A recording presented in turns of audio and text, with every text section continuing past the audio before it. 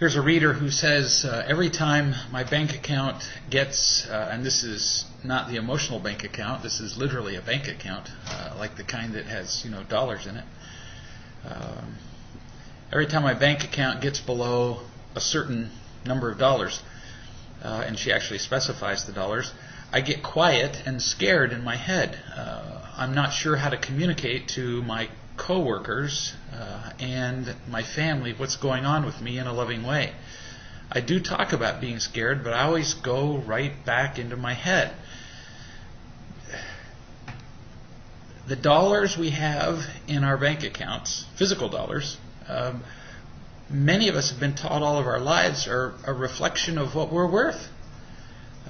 And so it's pretty easy to equate that with who we are. And as those dollars go down, it's pretty easy to become frightened. So you become afraid, and then fear is a terrible thing.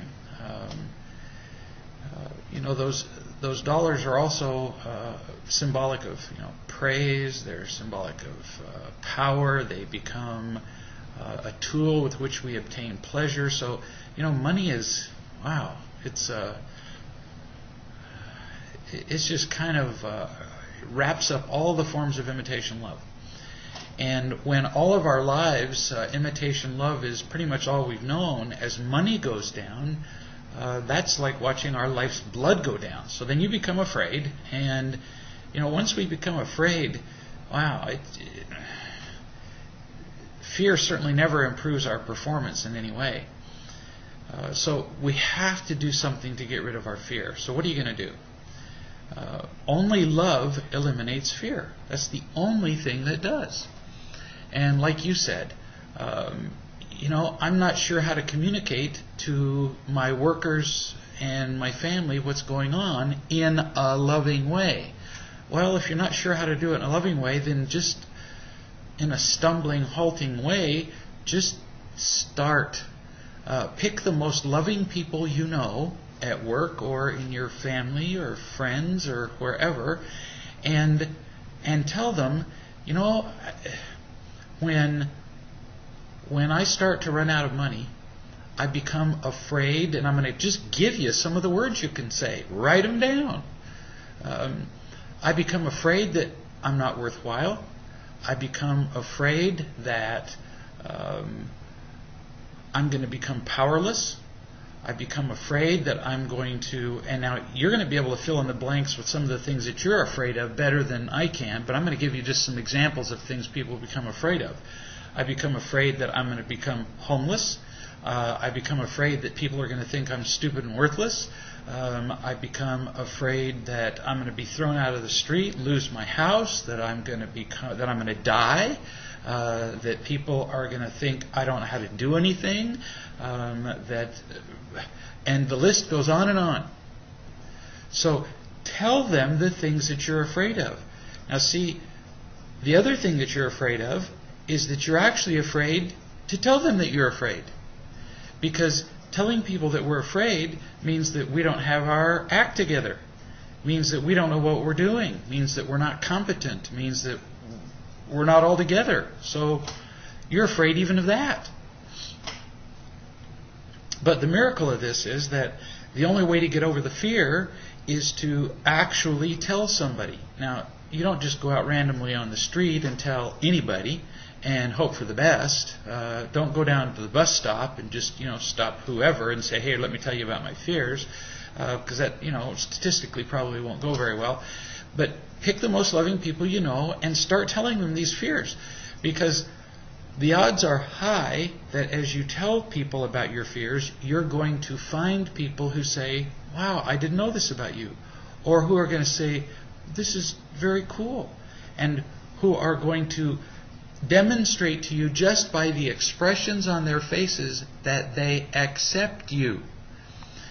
If somebody starts to give you advice, like say, oh, well, if you're running out of money, then you need to set up a lemonade stand and make more money, then you might say to them, I wasn't really looking for advice. I was just looking for somebody to connect with.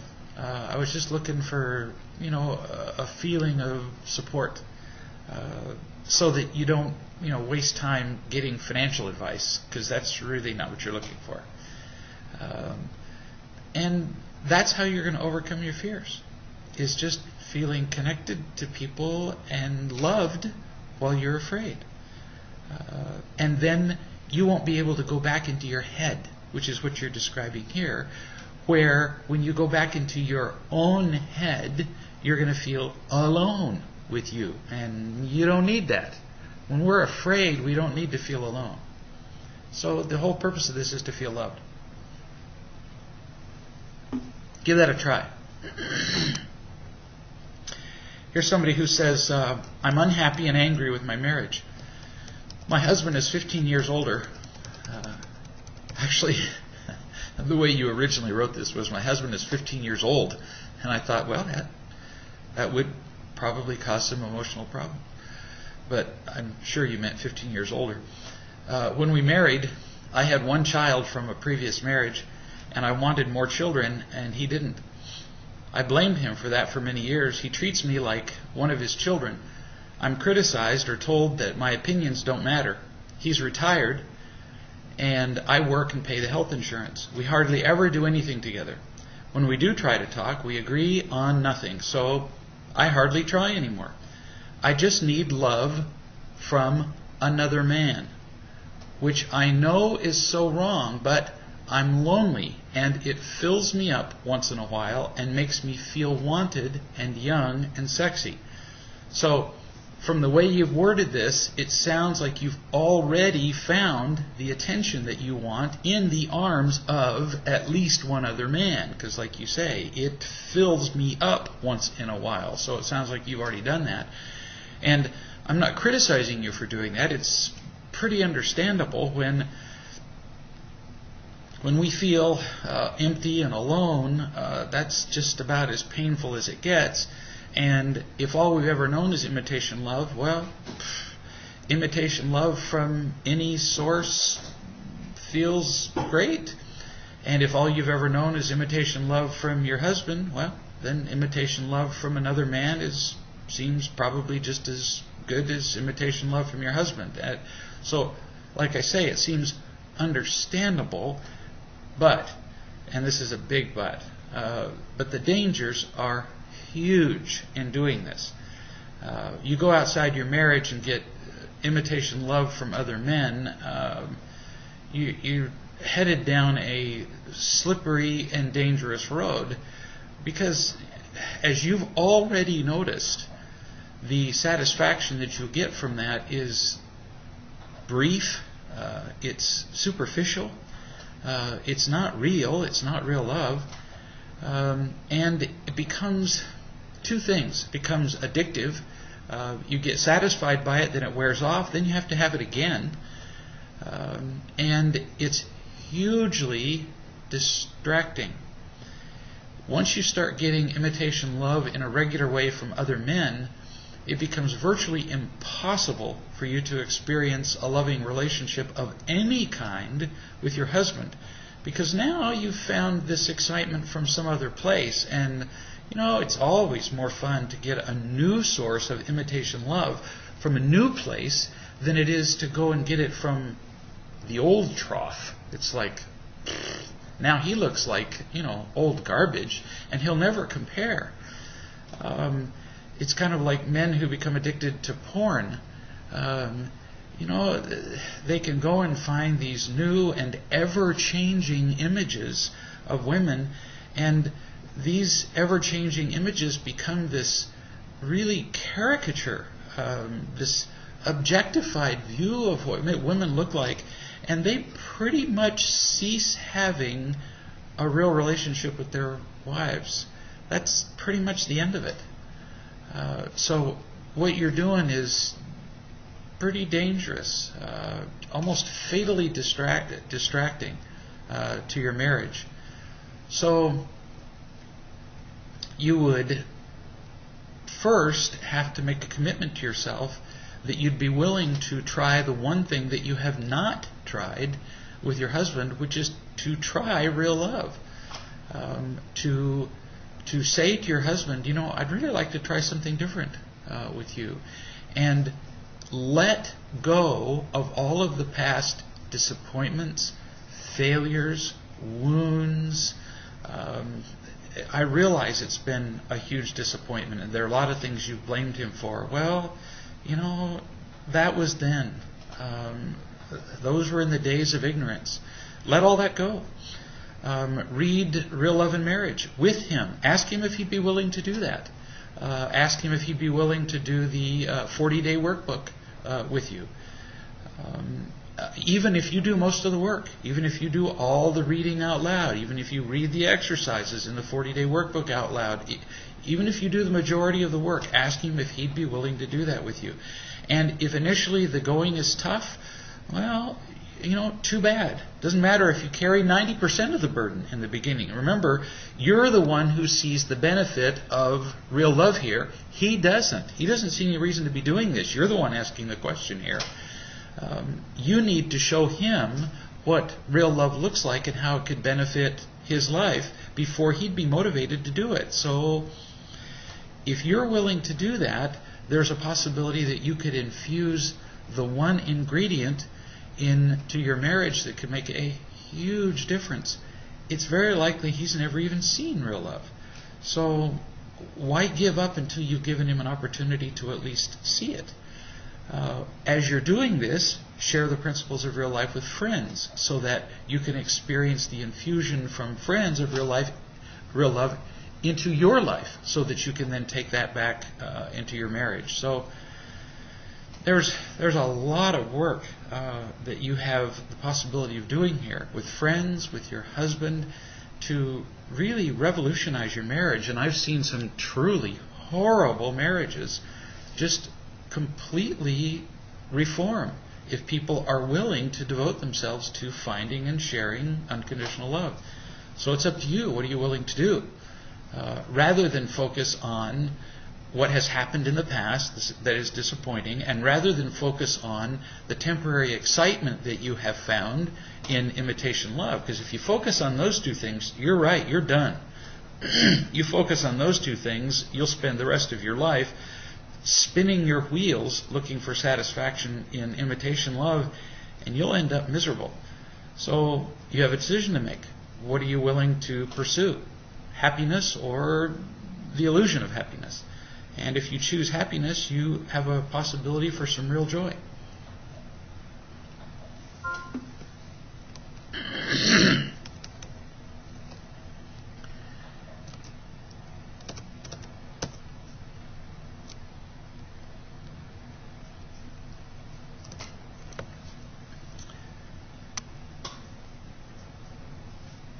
Here's somebody who says, my wife goes crazy accusing me over little mistakes.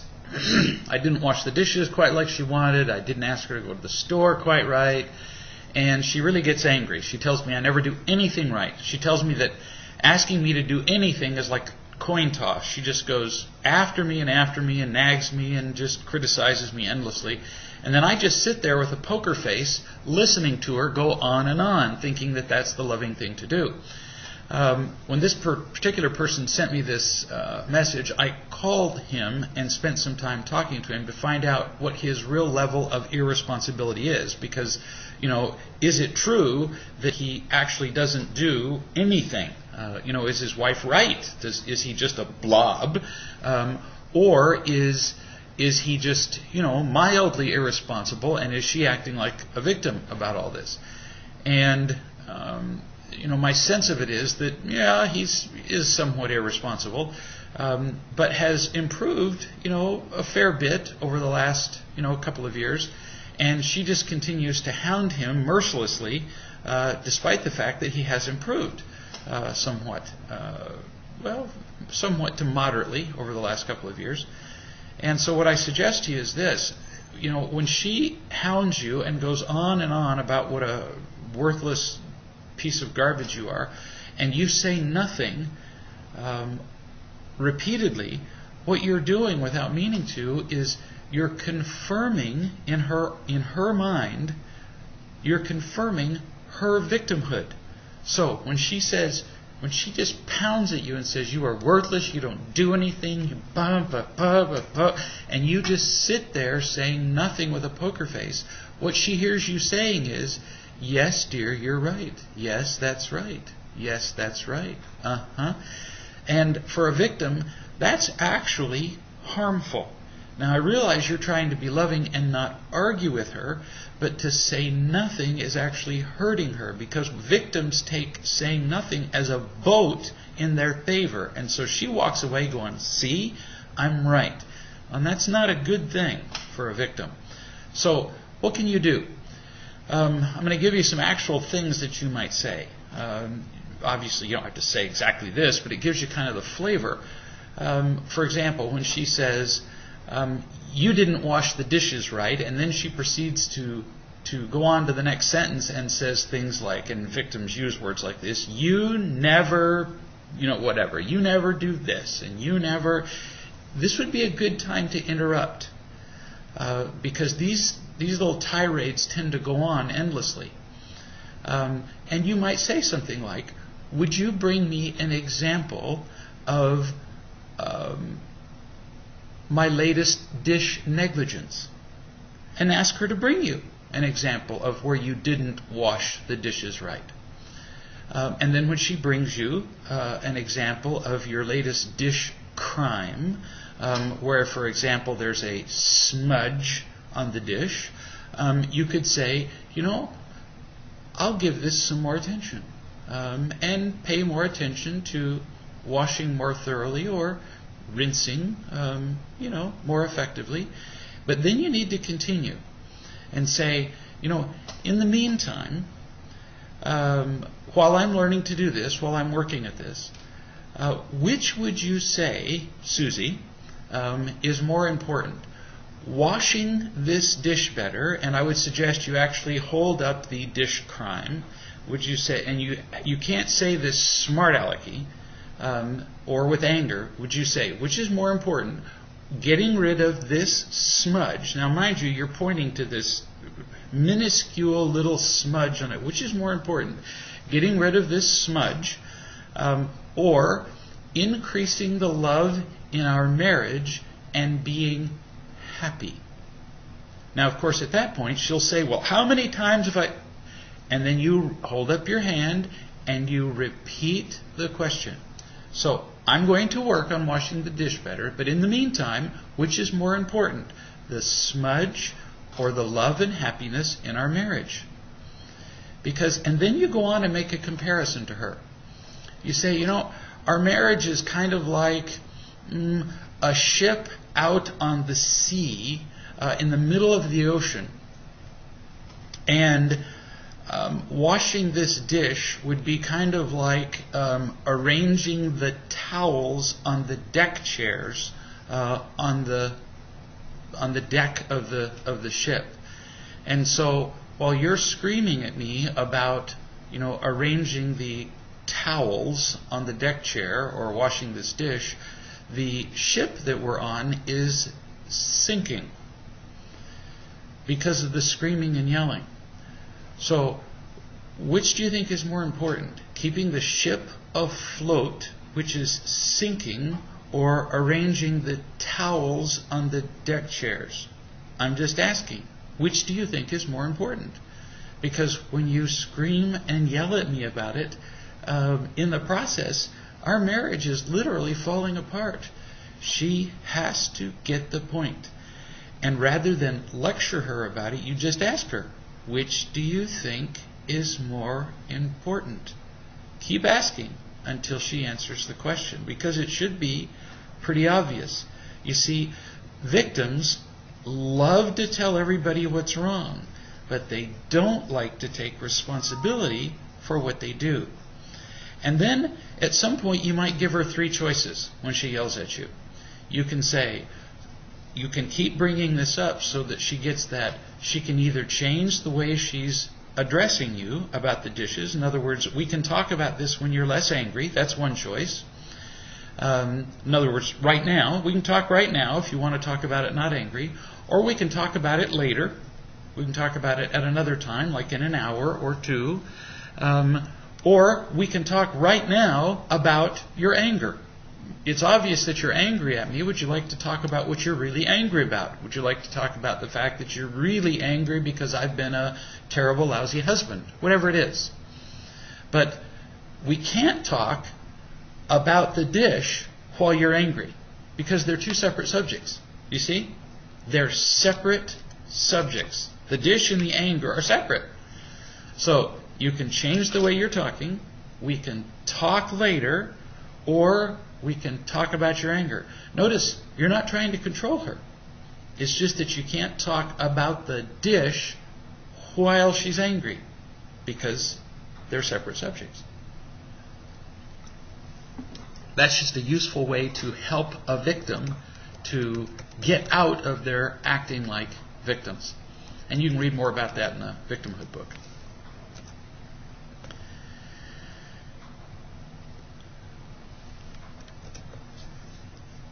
Here's somebody who says, I have an addiction to praise. Since I've realized this, I find that there are times when I feel very uncomfortable when someone is praising me. I don't know what to do or how to react.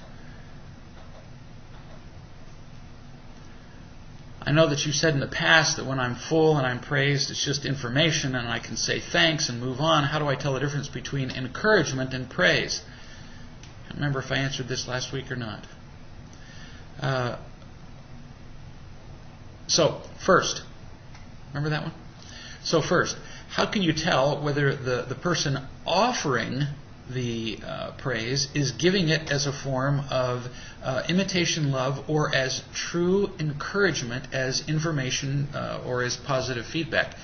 Often in the moment, you can't tell whether somebody is giving you true information or positive feedback, or whether they're giving you imitation love. But you can tell the difference if you don't give them what they want after they give it to you. In other words, if somebody gives you, because really you can call both praise. Let's just call one real praise and the other imitation love praise. If somebody gives you praise and if you don't smile back at them, if you don't say thanks, and then they're disappointed, what they were giving you was what? Imitation love praise. For example, a couple of years ago, I lost a bunch of weight, and a lady came up to me and said, "Oh, you've lost some weight. You look nice." And I always find that kind of bizarre, because it's really nobody's business whether you've lost weight. And when, in the first place, and second, if somebody says to you, "You've lost weight, you look nice," what's the rest of that? What are they telling you? Well, before, when you had not lost weight, you looked like a large sea mammal. So what they're telling you is, I did not like how you looked before, I do like how you look now. See how it's really an insult? We're just obsessed with how people look. So when somebody says, "I really like how you look now that you've lost weight," clearly they didn't like how you looked before. So this lady says, "You've lost some weight. You really look nice." I said, "Okay." I wasn't insulted. I just said, "Okay." And I turned back to what I was doing, and she walked away. She came back a minute or two later. She couldn't stand it. She said, "Well, aren't you going to thank me?" It was such a great example of praise as imitation love. She clearly didn't mean it as true praise, did she? She was saying something nice to me so that I would think better of her. And when I didn't light up and go, "Well, thank you so much," she was offended. So that's an example of where it was obvious somebody was giving me praise as a form of imitation love, where the giver was doing it as imitation love. Now, second, how can you tell whether you're receiving praise as imitation love, or whether you're receiving it as good praise, as just positive information about yourself? This is much easier. It's all about how you feel.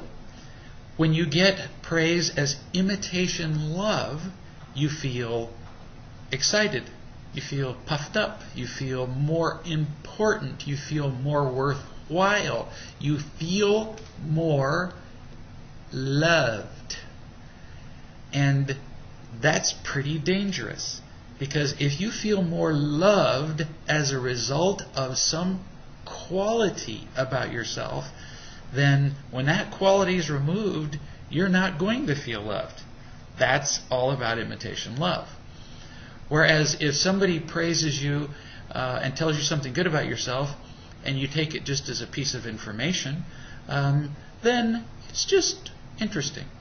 It's just something that you learn from.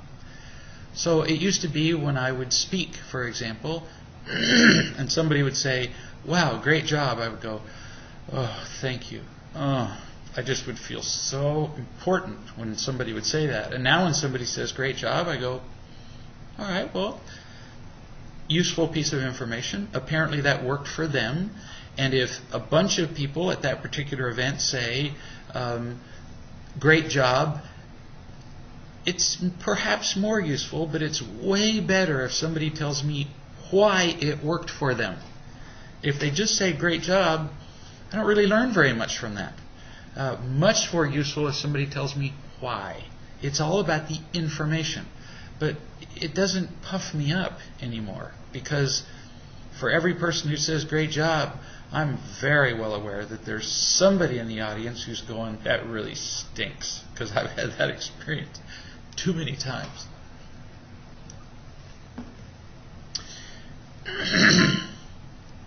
My partner and I, new writer, were leaving the house early, wanting to get out of the house by 8 a.m. We were packing food and clothes for 4 days, which takes a lot of work. I realized my partner stopped to iron a pair of pants for 25 minutes. These are hard to iron and wrinkle easily, making him leave later. Help me to say in a real love way when I see this happening. This is a drag, isn't it? You're getting all ready to go out the door, and there's your partner doing something that you know is going to make you late, so what do? Well, one of the most important things to do is to prepare. Over and over I see people who get to the last minute and they're late, and then I ask them, "So what did you do to make it really clear to your partner that it was important that you leave on time? What did you do in the way of preparation?" And I ask a bunch of questions, and they didn't do anything. They didn't make it clear, they didn't do the preparation, they didn't do the planning. So essentially they planned to fail. So you plan ahead, you do everything that you can before it's time to leave. You make very clear communication. You say to your partner, "It's very important to me that we leave by 8 o'clock. So is there anything that I can do to help you prepare so that we can leave by 8 o'clock? Because I get crazy. You know I do if we go to leave late." So if he still does this, if you can see that he's about to iron something that takes 25 minutes and it's 10 minutes till before you're going to leave, then you walk up to Fred and you say, "Fred, I'd like to get out of the house by 8 o'clock. It's really important to me that we not feel rushed in getting to the airport," for example. Realistically, do you feel... Now see, you gather information before you make accusations. You don't walk up and say, "We're going to be late. You're making us late." See, you already leaped into judgments and accusations. Realistically, do you think that you'll be able to iron those pants, get everything else done, get out the door, and leave the driveway by 8 o'clock? Do you think that we'll be able to do that? Now, some people will say yes no matter what. I know people like that. They go, let's see, they run through in their head an hour's worth of stuff, and then they say, yes, I can get that done in 10 minutes, which is, of course, insane. So in that case, you've done everything that you can do. If that happens once, then you just let it go. You just leave late and you love them. If that happens, it's more important to be loving than to be on time. Once. Actually, it's more important every time. But if that happens consistently, then you sit down with your partner and you explain that it's very important to you to be on time. And you also want to love your partner. And so you say to your partner, I love you, and I still have to be on time. And so from now on, whenever we go anyplace, I've explained this over and over, that it's important to me that we be on time. And so you've made it very clear to me, and I finally accept it. It took me a while. I was a little slow. Forgive me. But you've made it clear to me that leaving on time is not important to you. And so we will travel separately wherever we go. And so if we're going to church or work or wherever it is, I will go in one car and you will go in another car. And if that doubles our, expenses to some places, then that's the way it will have to be. I've seen in some marriages that makes the late person then suddenly hurry up when it increases the expenses. I had one couple, for example, where he and she traveled to work together, and they had to leave the house at 7:30, and she was late every morning. Every morning she'd make him late, and then he'd be late to work, and he'd get in trouble at work, and he asked me what to do, and I said, you sit down with her and explain to her that you can't be late anymore. It's actually affecting your job ratings at work. And so you're going to go get in the car at 7:25. You're going to sit in the car at 7:25, and you love her. And you're going to leave a taxi cab fare next to the door for her. Then at 7:30, you're going to pull out.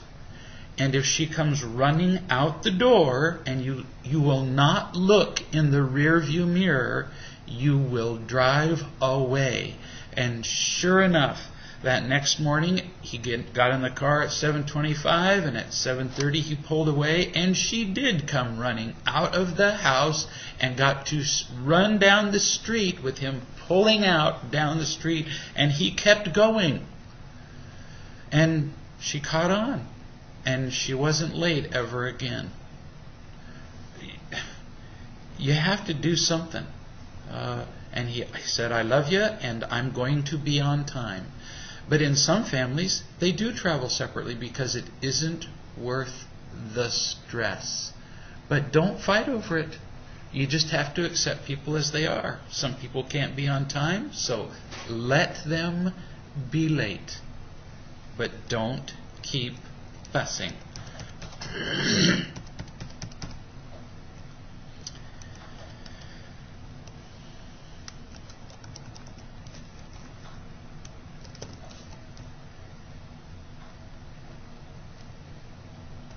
Here's let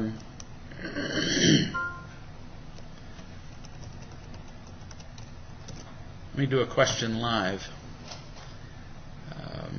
What kind of consequences are... Oh, actually, I'm going to get to this one here in a second. The 23-year-old. I'm almost there, actually. In the summer of 2002, this writer says, I began seeing a girl, Susie, strictly as friends, as she had a boyfriend, and I didn't want to interfere with that. However, the more we hung out, the more my emotions toward her became less like friends and more like boyfriend-girlfriend. And the same happened for her. Near the end of the summer, she ended her relationship with her boyfriend to pursue a relationship with me. The relationship I had with another woman prior to meeting Susie was one-sided, and I felt like I'd given all I could to make that relationship work, and it didn't happen.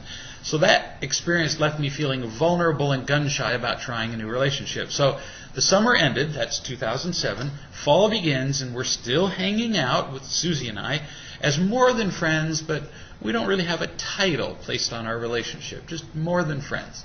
And I think that was due to me protecting myself. I wouldn't let myself commit. We continued this lack of a title I never really heard a friendship called that before, but that's an interesting one. Lack of a title until around March of this year. So that's a long time. That's most of a year. We decided that we either needed to commit to each other and have a title, or that we needed to go our own ways. I loved her. I knew that I didn't want to see her turn away from this, so I swallowed my pride and my fear of committing and became her boyfriend. Big step. We went from lack of a title to boyfriend. So you're right. You do have a real problem with commitment. If it took you from March or summer of 2007 to March of 2008 just to call yourself her boyfriend. And no, you really can't say, what you just said, that you love her if it took you that long just to make a commitment to be her boyfriend. Because in all that time, the reason you weren't making a commitment to be in a relationship with her is because you were doing what? You were protecting yourself. So if you're protecting yourself, there's no way you can be unconditionally loving her. Now, I'm not criticizing you. I'm just telling you, you need to get over the lie you're telling yourself, which is, I love her. No, you're not. You're completely confused about whether you love her or not. In fact, you have no clue whether you love her or not. You like being with her, but liking being with somebody is entirely different from loving them. Just like some guys like drinking beer, but that doesn't mean that they love beer, you see, in the sense of being in an emotional relationship with beer. See the difference? Which is kind of where you are with her. There were times prior, you continue, there were times prior to us becoming official when I took out insecurities or shortcomings on her, and those problems were never really dealt with. They were ignored until they went away for the time being. We talked about them several times, about how I needed to be comfortable with myself and who I am and where I want to go with my life, but those things never really changed, and I didn't think I had to. I was getting what I wanted with her without having to do much work on myself. So what you're describing here is that you were getting what you wanted in the relationship without really working on yourself, which again is selfish, not loving. And notice that even as you're describing this to me, you're not being specific in talking about what your problems are. You couldn't be more vague here. You're saying problems, didn't deal with them, comfortable with myself. You're not describing a single one of your behaviors, not one of them. So it makes it very difficult to help you or describe what you could do differently. And I'm guessing that if you're being vague with me, it's very likely you were being vague with her. I mean, you went almost a whole year without even making a commitment with her. And so you're not being committal with her, you're being vague with her, you're leading her on. These are not things that lead to an intimate relationship.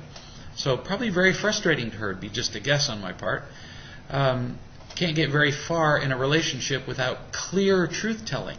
And you're not doing that here. So I doubt very much that you're doing that with her. So this summer shows up, you continue, and the problems of my insecurity and frustrations with my life start getting worse, and they start coming out on her more than ever. Finally, in late September, that's this year, she said she'd had enough. She decided to end our relationship because of how I treated her, because I wasn't comfortable with me being me, which makes perfect sense with everything I've said. If you're not comfortable with you being you, you wouldn't be telling the truth clearly about you, which you're not doing here. You haven't even described yourself here. You haven't described your fears or your faults or your getting and protecting behaviors. You're just being exceptionally vague, which would drive her crazy because she wouldn't get to know you. And like you said, you're not even comfortable being you. Then you continue. We continued to talk, to hang out together almost on a daily basis during the breakup. We would talk about our future together. We would make plans to do things together, and she'd be excited about them and then tell me that she felt pressured into doing things she wasn't sure that she wanted to do. And this has been the case until last week. And last week she told me she doesn't know what she wants from me at all. She doesn't know if she can ever see me the same way she did, and that it would be just easier to move on. Sigh. And see, it's hard to help you because you haven't told me much in this whole letter. So I would suggest that if there's any hope at all for the two of you, that you read either the Real Love book together or the Real Love and Dating book together and actually practice telling the truth to her. Because so far, you haven't told any. In the 2 months that we've broken up, I've gained a way better perspective and appreciation of myself, although I haven't seen any of that here so far. I know that I'm loved by a lot of people outside of her and don't have any reason to be insecure. But and then you continue, it's made me realize that I care about her and her happiness more than I care about my own. But see, that's not what real love is. Caring about somebody else's happiness more than your own is codependence. And so far, I'm just not seeing any evidence that you understand what real love is, like any. None. And it's not a criticism, no criticism. I'm just saying that in all of this, you don't seem to understand what love is. And that's the entire basis for a healthy relationship. So I recommend that you read either the book Real Love or Real Love and Dating with her, that you read it separately, perhaps before.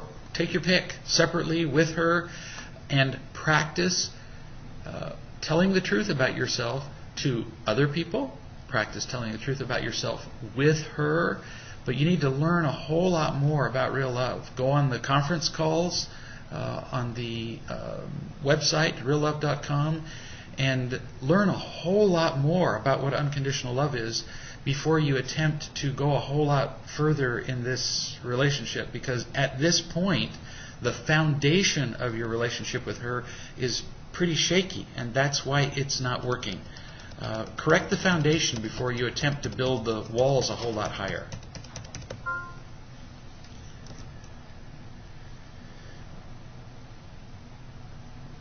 Just for fun, just kind of in passing, Donna's going to be sending out a newsletter either sometime today or tomorrow, and we're making a rather orchestrated pitch to a number of talk shows, including Oprah, and a number of you will be able to tell your stories to the producers of that show. We've been making a number of pitches. I guess the newsletter has gone out. We've been making a number of pitches to some television daytime talk shows, and you'll be able to tell your stories to those producers, which should be helpful. So please take advantage of the newsletter when you get that to tell your stories to the producers. If you don't get the newsletter today, you should get it today.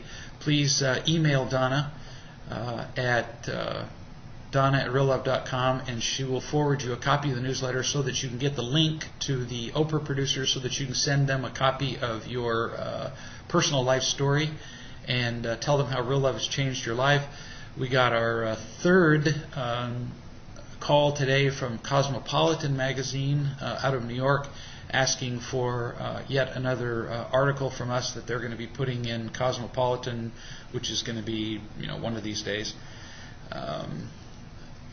So anyway, we're getting more exposure, national exposure, which is all good.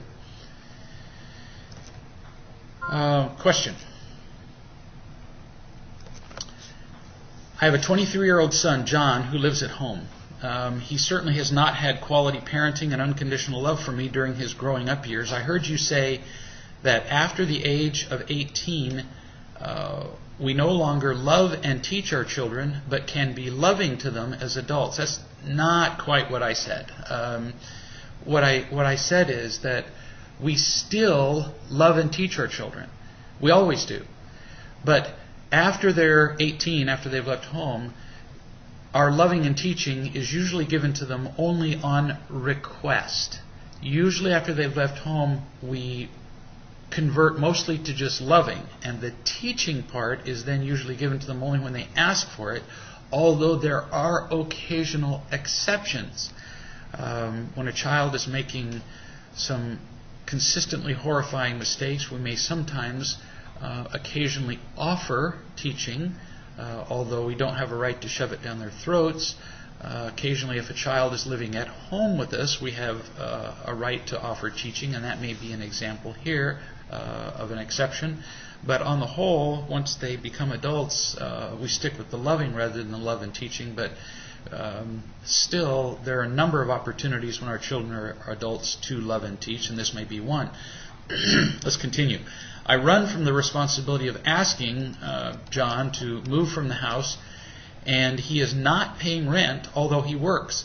The messages that I've sent him have been that most of the time I do not follow through with consequences. I've had other serious situations that have taken precedence over my addressing this issue this year. For example, I've been grieving the death of my father, been finding a job for myself, I've been separating from an unloving relationship, so John seems to be the least demanding issue in my life, since at least I can see John and feel that he is somewhat safe with me.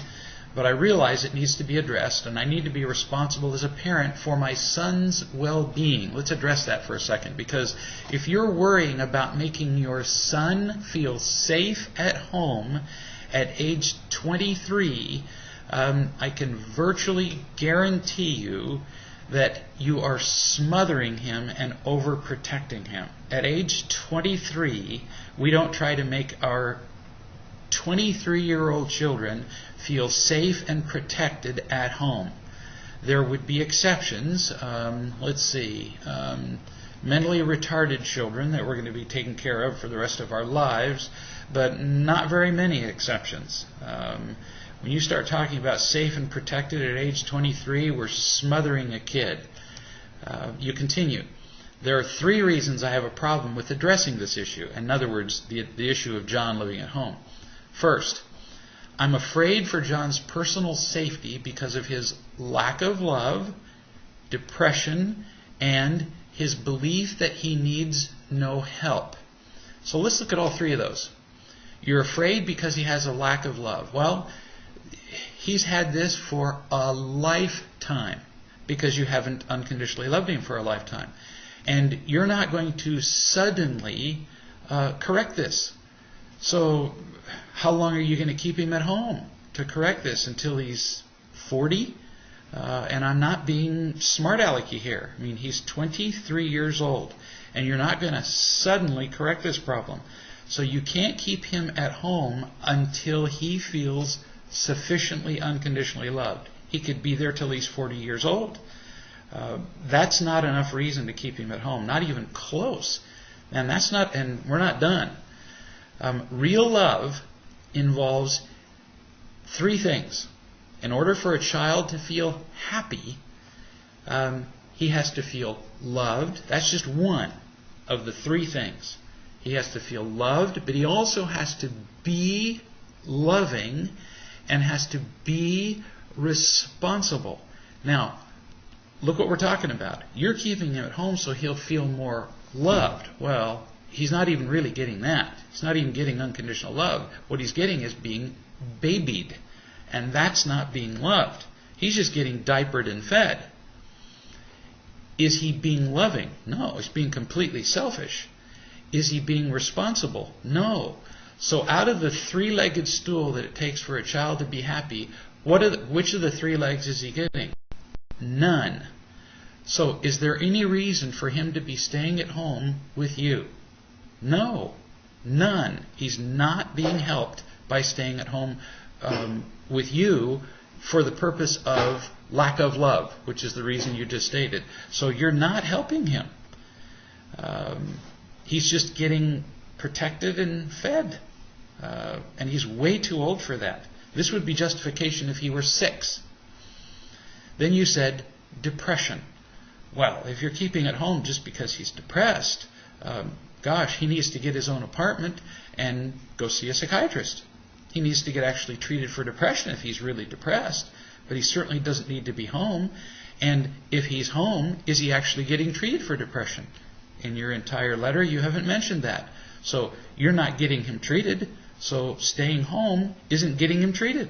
So certainly you haven't given any indication how for his staying home giving him help for depression. So no reason to stay home there. So lack of love, depression, you're not helping him. Next reason for him staying home. You said belief that he needs no help. Well, of course he doesn't believe he needs help from the outside because You give him everything he needs. A roof over his head, backup, everything but tucked in at night. This kid's never going to believe that he needs any kind of help in his life until he gets out of the house and learns to become an independent human being. Essentially, you're crippling him. You're just prolonging the time when he's going to learn to be independent, and you're going to make it more and more difficult. You're actually making things worse for him. I'm not kidding. You think you're making things easier for him, you're just making it worse, because the day's going to come where he's going to have to learn all of this, and you're not teaching it to him. He's going to have to learn it, and he's not learning it at home. So the day's going to come, it just as well be tomorrow. And we're going to get to how that's going to happen. Then, second, you said, I fear for my own safety due to the fact that I suffer depression when I live alone. So you're using your son for your own needs. How can he feel loved, which is what you said you were concerned about, when he's being used by you? You're using him to feel good, to not feel lonely. And do you think he doesn't feel that? This is like these babies, and you hear about them from time to time, it's not that rare, who don't get weaned by their mothers from nursing until they're like 8 years old. They're still nursing when they're 8. They walk in the room 8 years old and stick their heads under their mother's blouses when they're talking to their friends and nurse when they're 8. And that's what your son's doing with you. And their mothers do it because the mothers enjoy the nursing. The mothers do. The mothers enjoy the feeling of being needed. The mothers enjoy the feeling of being important, and it's not healthy. It keeps the child dependent on the mother. It keeps the mother dependent on the child. That's what you're doing to your son. Now, I'm not accusing you, not trying to make you feel bad. I'm just stating that it's really keeping you both sick. Then you continue. John is drowning due to a lack of love for me and not having a dad in his life for most of his life. He's had 4 friends die recently within the past year or 2, as well as the death of my father in May. See, bad things happen. And it rains, and it doesn't rain, and we have flat tires, and, he's had friends die in the last 2 years. These are all just excuses to continue this pathologic dependence. Just because he's had friends die in the last 2 years doesn't mean he needs to stay living with you. People have friends die all over the globe, and they don't go home to live with their moms. John has been using marijuana, even bringing it into our garage. So he believes that you condone his breaking the law. And had he been caught using marijuana in your garage, you could have lost your home. It could have been confiscated. However, John drinks heavily and has started playing computer gambling games. He trashed the garage to the point that I can't use it myself or access the things that I need or even park my car in the garage. Do you see how sick this is getting? So he breaks the law, he's completely irresponsible, and you let him. Remember the 3 things it takes to be happy? Loved, loving, and responsible. And what this kid is learning is he doesn't have to do spit. He doesn't have to do anything. And you will come along and rescue him and make him safe. And so what you're teaching him is that there are no laws of happiness. He can do whatever he wants to, and he'll just survive. You don't mean to, but you're actually teaching him highly unproductive laws that will make him miserable in life. It's very bad. You continue. I want to be loving to him, but he lashes out in anger usually when I attempt to address any issue of paying rent or moving, and I start using my protecting behaviors. So here are the 2 of you playing a dangerous game of pathology, and you're actually teaching him to be unloving.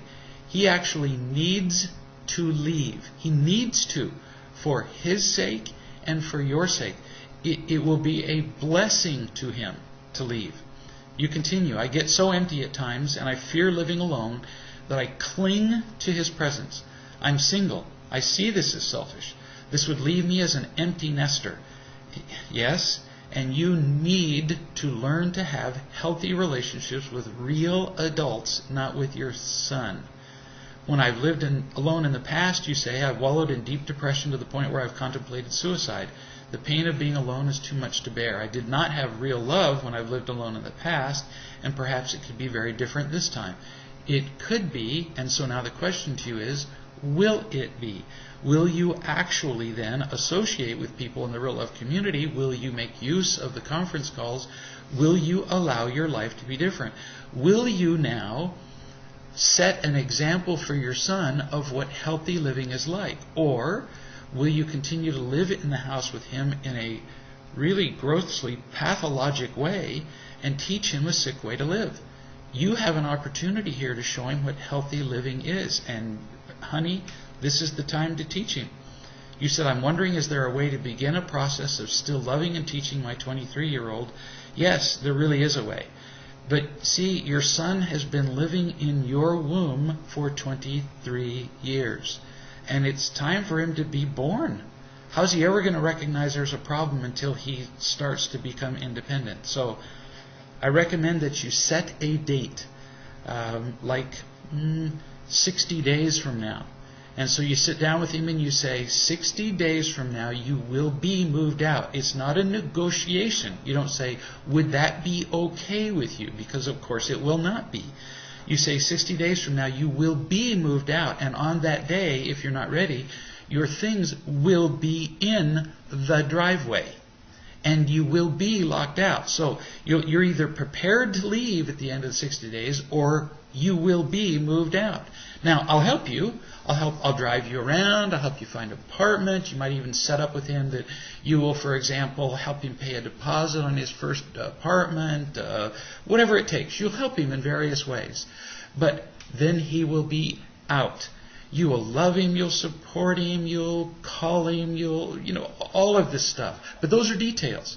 But he'll be moved out, and then you have to make arrangements so that you are emotionally healthy, that you have friends in the real love community, so that you're prepared for him to move out.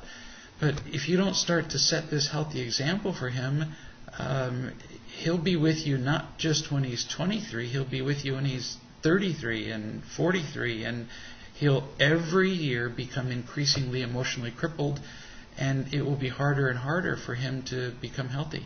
You'll be glad that you took this step, and so will he, even though it's difficult. And this is true with most forms of growth. They're difficult, but in the end, we're very glad that we did the right thing. So good luck with this. It's not a criticism. It's just we didn't know any better. We didn't know any different. We weren't taught to do the right and the difficult thing. So all the best to you in this. And to all of you. Real love is sometimes a tough thing to do, but wow, the blessings that come with it. So you all have fun with real love in the next week, and remember that in the end, it's always about real love, and the reward in the end is an abundance of joy. And what great fun it is. We'll see you next Tuesday.